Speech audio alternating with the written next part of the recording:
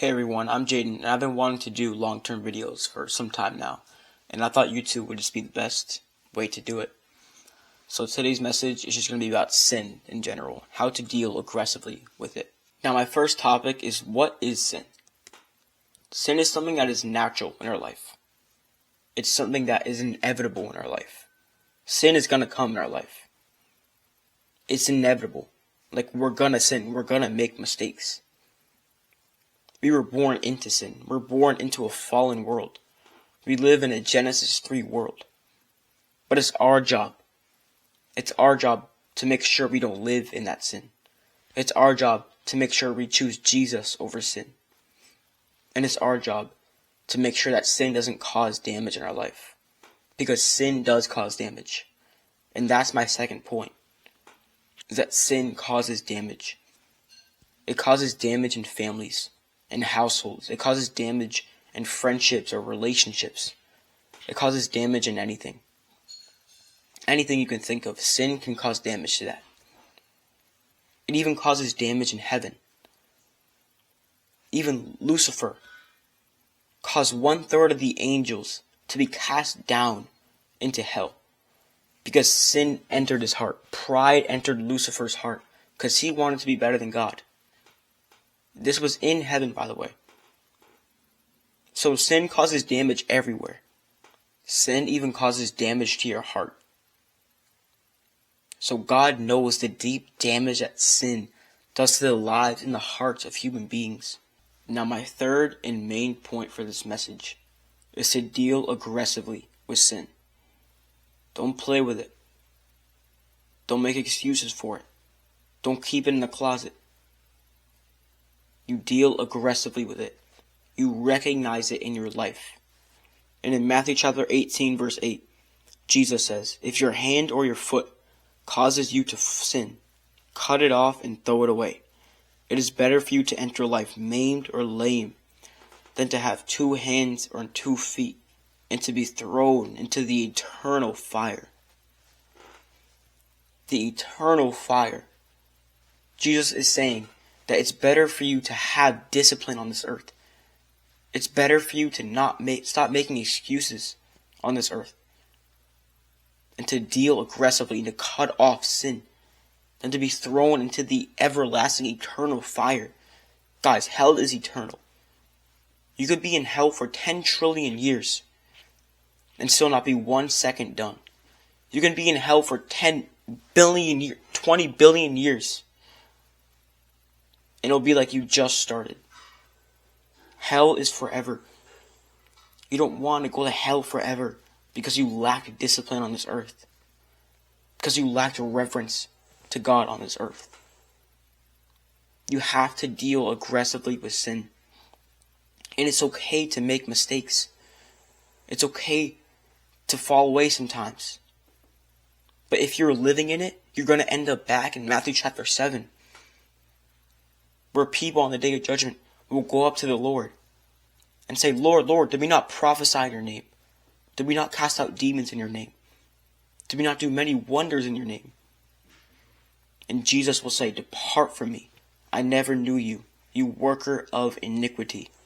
You practice lawlessness. When you're practicing something, you're doing it over and over. You're constantly doing it. You're practicing it. He didn't say, depart from me, I never knew you. You who make mistakes. He said, depart from me, I never knew you, you worker of iniquity. He didn't say that to the people who made mistakes on this earth. He said that to the people who live in sin, who weren't even saved to begin with. You can confess Jesus all you want. You can say, like, he's in your heart. You can ask him into your heart. But if your life hasn't changed, if you're still living in sin, you're still not saved.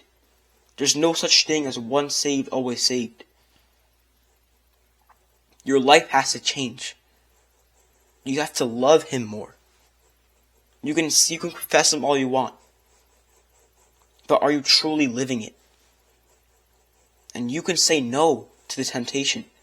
You can say no to sin. Don't ever think you can't. You can say no through Jesus. See, in Romans 7, when Paul was talking about this wrestle between the flesh and the spirit. He was saying, the good that I want to do, I don't do. And the evil that I don't want to do, I do. The wretched man that I am, who will deliver me from this body of death? Thanks be to God through our Lord Jesus Christ. Thanks be to God through our Lord Jesus Christ. Through Jesus, you could be saved from this body of sin, this body of death. You can be saved from this sin that has a hold on you. Paul also talks about in Corinthians that there is no temptation that you have had or that you will have that there is no escape for. Every temptation that you have and will have an escape. You will always have the power to say no. You will always have the power to deny it. Through Jesus. Just think about that. The same Spirit that raised Jesus from the dead lives in you. You know how much power that is? And I'm going to be giving you guys some ways to deal aggressively with sin. I'm going to give you guys a certain way to practice saying no to temptation. And one really good way to start practicing saying no to temptation is through fasting. Fasting is probably the best way to practice this. You are literally saying no to the thing you need in life. I'm not saying a social media fast. I'm saying a true biblical fast from food. Maybe even water also. When you're practicing this, saying no to food, the main thing you need in life, you're going to build up your spirit to saying no to the things that you don't even need in this life. When Jesus was preaching to everyone on the Sermon on the Mount, he was talking about how to fast. And he said, when you fast, do this and that. When you fast, do this and that. See how he was saying when? He didn't say if you fast. He said when you fast. Jesus expects us to fast. He wants us to fast. He wants us to build up our spirit and strength so that we may say no in temptation when lust comes, or when pride comes, or when someone asks you to go to a party, or when any temptation comes. We can say no to that. In two ways to deal aggressively with sin. First, increase your love for God. Increase your love for God. Increase your reverence for God. Reverence means deep respect and deep love for something. Increase it. Start praying more. Start having a true prayer life with God.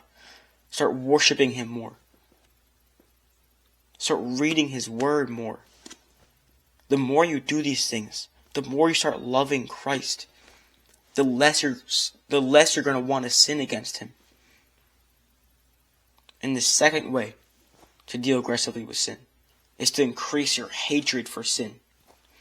I know we're not supposed to hate anything, but sin is the one thing we can hate as Christians. God hates sin. He hates it in our life. He hates it in the world. So why shouldn't we? Just ask God, God, give me your hatred for sin. Give me that hatred that you have for sin. And when you start doing this, when you start praying this prayer, you will start seeing it more in your life. You'll start seeing it more in the world. And you're going to be like, oh, I don't want to be a part of this. You'll start seeing it on social media on your phone. Like, you'll be like getting mad. You're going to be getting mad at it. You'll see it in your life and like you want to like rip out your flesh because you hate it so much. And that is good. So please deal aggressively with sin. Deal aggressively with it. Don't play around with it. I'm warning you guys. Recognize that sin in your life. Recognize the root of that sin in your life. And cut it off. And that's all I have for you guys today. God bless.